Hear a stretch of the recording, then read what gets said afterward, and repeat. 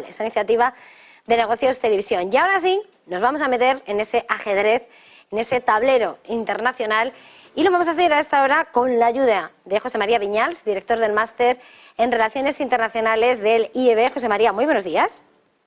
Hola, muy buenos días, Eva.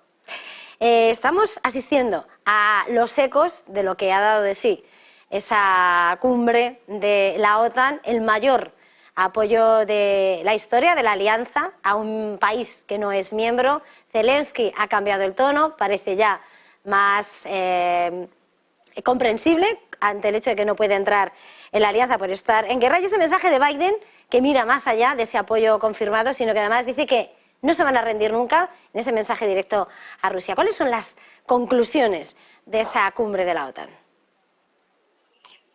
Yo creo que aquí se puede aplicar un poco ese dicho popular de que cuando en una reunión salen todos contentos, realmente no ha existido una negociación. En una negociación hay que ceder, y en una negociación hay que enfrentarse directamente a la posición de las otras partes que están sentadas en la mesa. Yo creo que la OTAN, por un lado, ha mantenido ese apoyo exclusivo y sin límites casi para mantener la posición de Ucrania frente a Rusia en el conflicto, pero por otro lado, consciente de lo que significa que Ucrania entre y pase a formar parte de la OTAN, pues no ha querido que ese conflicto salpique directamente a los otros países miembros, ¿no? El conflicto está geolocalizado en Ucrania, las partes están definidas y los aliados, la OTAN en este caso, apoya pues vía material, vía inteligencia, vía económica, para que Ucrania siga en ese esfuerzo para mantener las filas, para mantener las líneas en una guerra que se ha tornado como una guerra de desgaste. Por otro lado, Zelensky, buscando ese apoyo, en primer lugar lo ha conseguido, pero por otro lado buscaba la importancia del gesto, una importancia que hubiese venido en una invitación formal a que la OTAN forme parte, a que Ucrania forme parte de la OTAN, y ya con unos pasos y un calendario predefinido.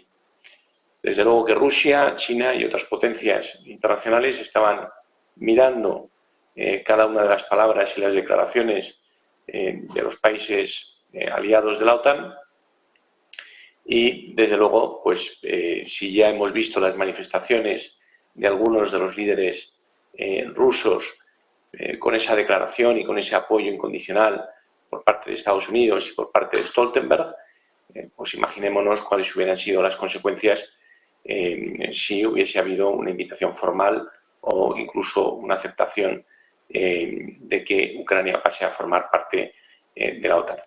Y luego tenemos, por otro lado, la posición de Turquía. Turquía puede que sea el tapado en estas reuniones porque, por un lado, ha sido quien ha levantado el veto primero a la incorporación de Finlandia y posteriormente a la incorporación de Suecia, cuando al principio tenía una oposición frontal. ¿Qué ha obtenido Turquía a cambio de este cambio de posición? ¿Qué papel juega Turquía en un posible acercamiento a Rusia y en un posible alto el fuego, o incluso en una posible apertura de negociaciones de paz?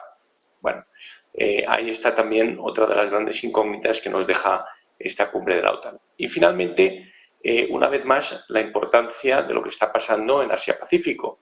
Representantes de Japón, de Corea, de Australia, de Nueva Zelanda han participado también como países invitados en esta cumbre de la OTAN.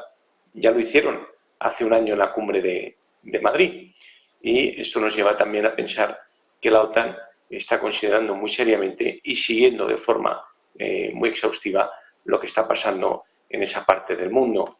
Y quizá no sea coincidencia esas declaraciones de China dirigidas a Estados Unidos en relación con que pare de forma inmediata de imponer sanciones, o que cese las sanciones y restricciones comerciales a determinadas empresas chinas.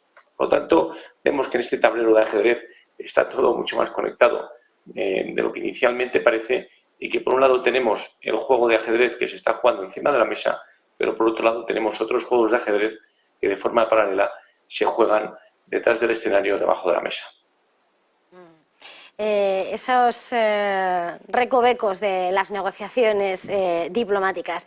Estaba señalando, José María, como de alguna manera ya el conflicto en Ucrania, la guerra pasaba a ser una guerra de desgaste. Sin embargo, mirando lo que es el diagnóstico y la respuesta de Rusia, más allá, siempre mordaz, Dmitry Medvedev, el expresidente ruso, decía ayer: lo que está haciendo la OTAN en el fondo es seguir escalando hacia una tercera guerra mundial. Yo en lo que en las últimas horas ha dicho Sergei Lavrov en una entrevista es que las acciones que están llevando a cabo desde la OTAN y además esa promesa, ese envío de F-16 con capacidad, dice, de portar armas nucleares, supone, va a ser considerado por Rusia como una amenaza de Occidente en el ámbito nuclear por temor a esa amenaza existencial de la propia Rusia. Más allá de esos movimientos, ¿pueden provocar una escalada esos juegos que estamos viendo, como decías, debajo de la mesa? ¿O tiene que haber un accidente que eleve ese escenario y que lo saque fuera de las fronteras? Bueno, aquí cuando también, ¿no? O sea, cuando les contamos a nuestros hijos, ¿no?, que un juego con fuego corre el riesgo de quemarse, pues aquí estamos en una situación muy límite, en una situación donde hay un conflicto abierto entre dos países y que por ahora está geolocalizado, pero también es verdad que Ucrania está jugando o está peleando en ese conflicto con la ayuda y con los recursos de países de la OTAN, países de la Unión Europea, países aliados. Por lo tanto, todas aquellas acciones que lleven a cabo estos países aliados para apoyar a Ucrania tienen un efecto en el conflicto y, por lo tanto, Rusia pues bueno, tendrá que determinar hasta qué punto estas acciones son merecedoras de una escalada en el propio conflicto. Entonces, al final, estamos en cierto modo, esta es una situación muy tensa. Cualquier accidente, como bien has apuntado tú, podría pasar. Todos los días están interceptándose cazas por uno u otro lado en el cielo, en el espacio aéreo de algunos países de la OTAN. Estamos viendo también movimientos importantes, incluso maniobras militares con países no alineados. Por lo tanto, pues bueno, estamos en una situación casi como la Guerra Fría, ¿no?, donde donde cualquier día puede haber un accidente que lleve y desencadene una escalada mucho mayor del conflicto. Yo creo que a nadie le interesa una tercera guerra mundial.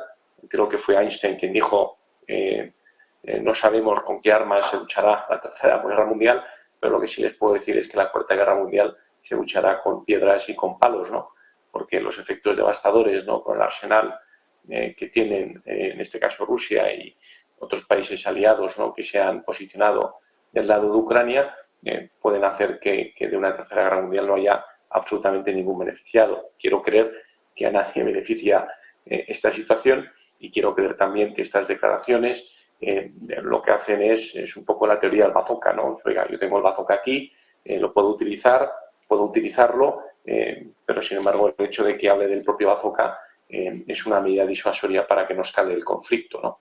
Entonces, bueno, ahí pensando en clave positiva podrían estar pues un poco las razones de estas declaraciones por parte del que fuera el presidente de Rusia. Muchísimas gracias, José María Viñals, director del Máster en Relaciones Internacionales del IEB. Ha sido un verdadero placer. Gracias, feliz jornada y hasta la próxima. Gracias, Eva, y buen negocio. Y buen negocio, efectivamente.